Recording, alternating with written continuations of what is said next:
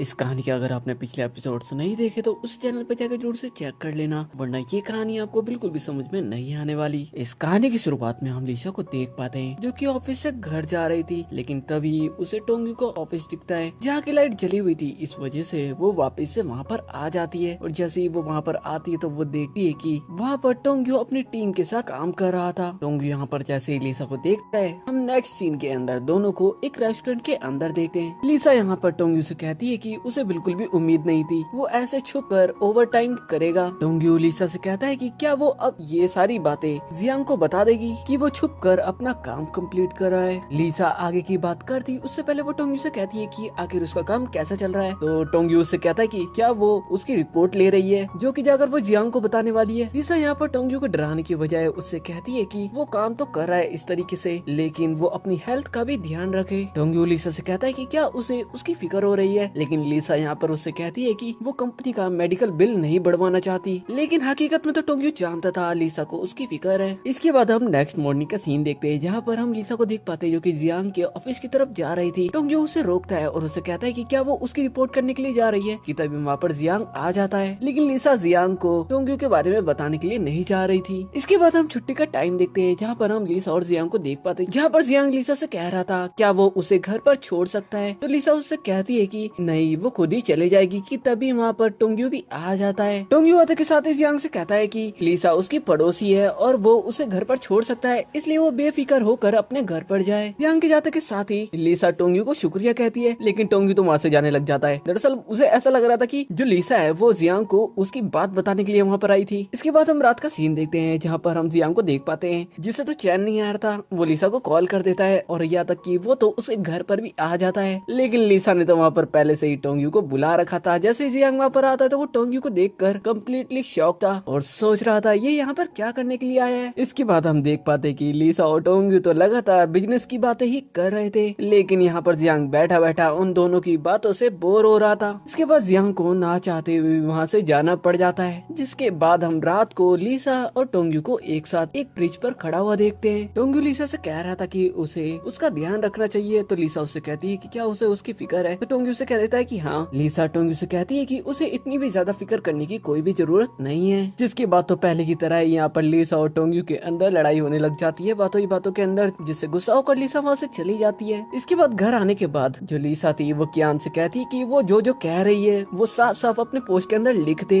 जिसके अंदर लिसा ने जो लड़के थे उनके बारे में बहुत सी बातें कही थी कि वो लड़ाई करवाने के लिए माहिर होते हैं। जब ये चीज टोंगियो देखता है तो उसे समझ में आ जाता है ये कहीं ना कहीं लिसा ने ही लिखवाया है। तभी लिसा उसकी बालकनी में आ जाती है जहाँ पर वो अंदर टोंगियो को बैठा हुआ देखती है जो कि आराम से बैठकर कॉफी पी रहा था। नेक्स्ट डे टोंगियो उसी डॉक्टर लेडी के पास आया हुआ था जिसे वो पहले से जानती थी। वो लड़की टोंगियो को उसका ध्यान रखने के लिए कहती है और कहती है कि वो पहले से ज्यादा बेहतर है, इसलिए वो अपना खाना अच्छे से खाए। इसके बाद हम टोंगियो और लिसा को एक सुपरमार्केट के अंदर देख पाते जो कि अलग अलग साइड से आ रहे थे और आते के साथ ही दोनों की बास्केट एक दूसरे से टकरा जाती है। दरअसल ये काम टोंगियो का ही था, उसने जानबूझकर उसकी बास्केट लिसा की बास्केट से टकराई थी। इसके बाद जब लिसा घर पर आती है तो उसे कियान का मैसेज आता है जो कि उसे बता रही थी कि वो जेसन के साथ डिनर करने के लिए जा रही है क्योंकि वो उसे बहुत ज्यादा चिढ़ा रहा था। तभी लिसा टोंगियो के रूम के अंदर झांकने लग जाती है, फिर वो खुद से ही सवाल करती है कि आखिर वो उसके रूम के अंदर क्यों देख रही है। वहीं दूसरी तरफ हम टोंगियो को देख पाते हैं जो कि उसी डॉक्टर लेडी के साथ डिनर कर रहा था और साथ में ड्रिंक भी कर रहा था। तभी दूसरे रूम में जो लिसा थी उसे लड़की के हंसने की आवाज आती है और उसे पता चलता है कि टोंगियो के रूम के अंदर कोई ना कोई लड़की आ रखी है। वहीं डॉक्टर लेडी टोंगियो को बताती है कि जब वो कार से जा रही थी रोड पर से तभी उसने उसे देखा था, वो एक लेडी को बचा रहा था। जिसके बाद तो टोंगियो और वो डॉक्टर लेडी एक साथ बहुत तेज तेज गाने चलाकर वहाँ पर डांस करने लग जाते हैं। वहीं हम लिसा को देख पाते हैं जो इस शोर से बहुत ज्यादा परेशान हो रखी थी। नेक्स्ट डे मॉर्निंग जब लिसा लिफ्ट के पास से जा रही थी तभी वो डॉक्टर लेडी लिसा के पास आती है और लिसा से कहती है कि क्या वो टोंगियो की पड़ोसी है। तो लिसा उससे कहती है कि हाँ। यहाँ से ही जैसे डॉक्टर बाई जाती है वहाँ पर टोंगियो लिसा के पास आता है और उसे कहता है कि आज उसने डॉक्टर बाई के साथ ब्रेकफास्ट करा और वो उसे कभी भी अपने ब्रेकफास्ट पर नहीं बुलाएगा। तो लिसा उससे कहती है कि उसे उसमें बिल्कुल भी इंटरेस्ट नहीं है, लेकिन टोंगियो तो उसे चिढ़ाकर वहाँ से चला जाता है। जब बाहर से लिसा जा रही थी तभी गुओ उसके पास आता है और उससे पूछता है कि उसकी तबीयत ठीक तो है ना, क्योंकि उसने अपने सिर पर हाथ रख रखा था। इसके बाद हम जेसन को देख पाते हैं उसके रेस्टोरेंट के अंदर जहाँ पर उसे कियान की याद आ रही थी, इस वजह से वो उसे मैसेज कर देता है। इसके बाद शाम के टाइम हम जेसन को कियान कियान के साथ देखते हैं जो कि उसके लिए कुछ बना रहा था। कियान उससे पूछती भी है कि आखिर वो क्या बना रहा है, तो जेसन उससे कहता है कि वो बस देखती जाए, वो जो भी बना रहा है वो बहुत ज्यादा टेस्टी होने वाला है और साथ ही उसके हेल्थ के लिए वो बहुत ज्यादा अच्छा रहेगा। इसके बाद जब कियान उस सूप को पीती है तो वो उससे कहती है कि हाँ ये बिल्कुल ठीक ही है। जेसन उससे कहता है कि वो उसका शेफ है, वो जो भी बोलेगी वो बना सकता है। वही हम गुओ को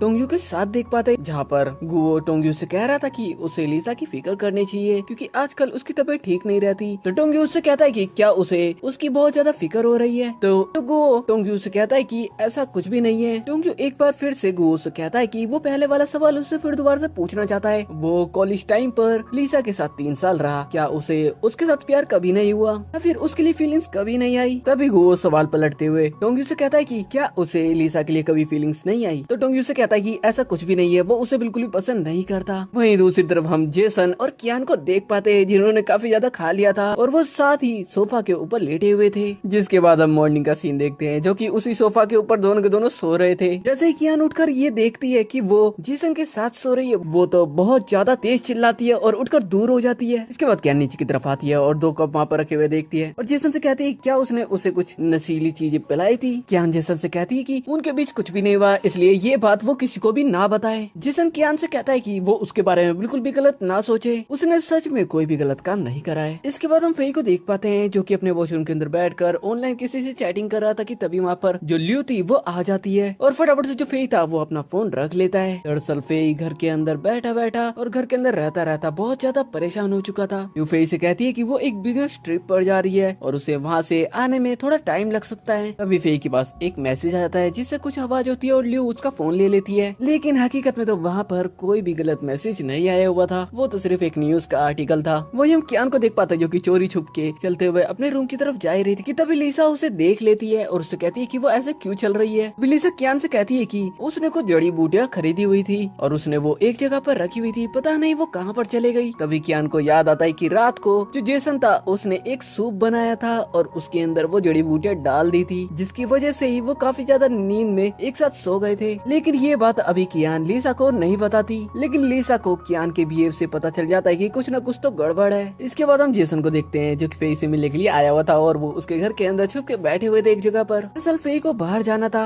और वो जेसन को वहाँ पर छोड़कर खुद बाहर चला जाता है और वहीं टोंग्यू ने जो फेई के घर के कैमरास थे उसे हैक कर लिया था, जिसे कार में बैठी ल्यू भी देख रही थी, लेकिन उसे अभी तक ये नहीं पता था कि जो कैमरास है वो हैक किए हुए हैं। हम फेई को देख पाते हैं जो कि क्लब के अंदर आ गया था क्योंकि वो अपनी पुरानी लाइफ वापस से जीना चाहता था। क्लब के अंदर सब कुछ सही चल रहा था, लेकिन तभी फेई की नजर एक लड़की के ऊपर जाती है और ये और कोई नहीं बल्कि लू थी और लू को देख के तो वो कम्प्लीटली शॉक्ड था। अब वो लू को क्या ही बताता, जिसके बाद लू फेई को बाहर की तरफ लेकर आती है और उससे कहती है कि उसने कभी भी नहीं सोचा था वो इस तरीके से बाहर भाग जाएगा। लेकिन यहाँ पर फेई भी तो बहुत ज्यादा गुस्सा था, इस वजह से वो लू से कहता है कि वो हमेशा घर के अंदर रह रह कर बहुत ज्यादा पक चुका है। यहाँ पर जो फेई को बहुत ज्यादा गुस्सा आ जाता है तो दोनों के बीच ही यहाँ पर काफी ज्यादा लड़ाई हो जाती है। जैसे ही जो फेई वहाँ से जा रहा था तो वो ल्यू से आखिरी बार माफी मांगता है जो भी उसने कहा उसके लिए और वो वहाँ से चला जाता है। दरअसल जो फेई इस वक्त काफी ज्यादा दुखी था, वो एक जगह पर जाकर बैठ जाता है। तभी जो फेई को उसके पेरेंट्स की कुछ बातें याद आने लग जाती है कि वो किस तरीके से लड़ाई किया करते थे और इसी वजह से जो फेई कभी भी नहीं चाहता था कि वो शादी करे। वहीं ल्यू जैसे ही घर पर आती है तो वो उसकी एक पेंटिंग देख पाती है। दरअसल वो एक पजल थी जो कि फेई ने पूरी करी थी घर पर बैठे बैठे, क्योंकि उसे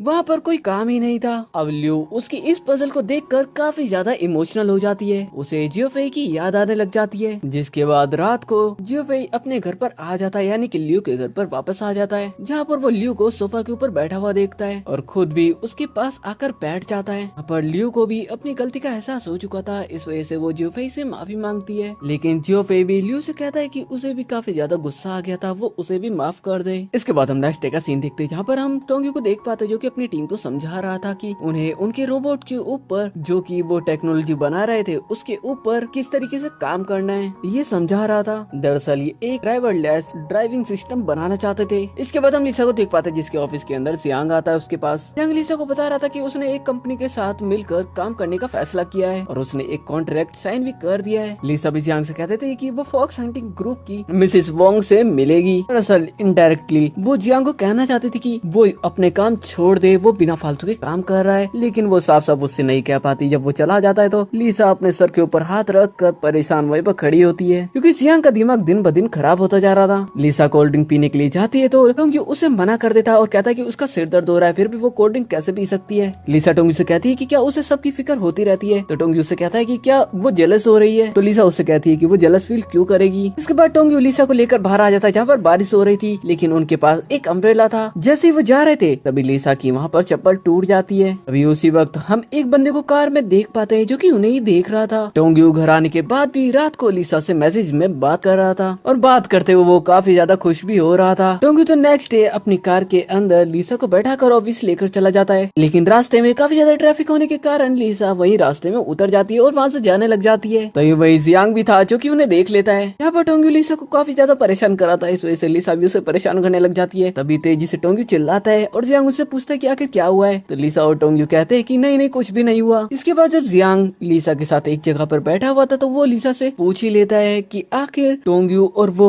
एक साथ इतने क्यों रहते हैं, क्या उनके बीच कुछ चल रहा है। लेकिन लिसा जियांग से कहती है कि वो सिर्फ दोस्त है, उससे ज्यादा कुछ भी नहीं है। जियांग फिर माफी मांगते हुए कहता है कि उसे ही कुछ गलतफहमी हो गई होगी। इसके बाद हम लंच टाइम का वक्त देखते हैं जहाँ पर हम लिसा को देख पाते हैं जो कि टोंग्यू के ऑफिस में आती है और उसे आते के साथ ही खाना खिलाने लग जाती है, जिससे तो टोंग्यू भी हैरान था आखिर वो उसे इस तरीके से खाना क्यों खिला रही है। टोंग्यू वो नहीं खाता तो लिसा उसका मुंह पकड़कर उसे जबरदस्ती खिलाती है। तो टोंग्यू लिसा से कहता है कि आखिर वो करना क्या चाहती है। लिसा टोंग्यू से कहती है कि अगर वो उसकी बात नहीं सुनता तो वो उसकी ड्राइवरलेस प्रोजेक्ट वाली बात जियांग को बता देगी। टोंग्यू लिसा से कहता है कि उसने ही तो सीक्रेट रखने के लिए ये बात कही थी। तभी लिसा उससे कहती है कि उसे बाहर उसके साथ डिनर करने के लिए चलना पड़ेगा, जिससे टोंग्यू तो हंसने लग जाता है। लिसा उससे कहती है कि उसे कुछ ज्यादा सोचने की जरूरत नहीं है क्योंकि वो उससे किसी और काम के लिए मिलना चाहती है। लिसा टोंग्यू से कहती है कि अगर वो उसकी बात अब भी नहीं मानता तो वो जियांग को सारी बातें जाकर बता देगी। इसके बाद लिसा टोंग्यू से कहती है कि उसे उसके साथ बात करनी है कि वो 1 महीने के लिए नकली डेटिंग कर सकते हैं या फिर नहीं। तो टोंग्यू को तो यहाँ पर हंसी आ रही थी, लेकिन लिसा उससे कहती कि वो सीरियस है क्योंकि लिसा को जियांग से पीछा जो छुड़ाना था। इसके बाद हम रात का सीन देखते हैं जहाँ पर हम टोंग्यू को उसके बेटे जियोबाई के साथ देख पाते हैं और दूसरे ही रूम के अंदर हम लिसा को भी देख पाते हैं जिसे उनकी आवाज आ रही थी। वही टोंग्यू का बेटा टोंग्यू से कहता है कि उसे लिसा से मिलना है, लेकिन टोंग्यू तो उसके बेटे से ही लड़ाई करने लग जाता है। इसके बाद हम सभी दोस्तों को देख पाते हैं जो कि पहले जैसे ही लाइफ जी रहे थे, वो अपने अपने काम के अंदर बिजी थे बहुत ज्यादा। अब जियोफेई भी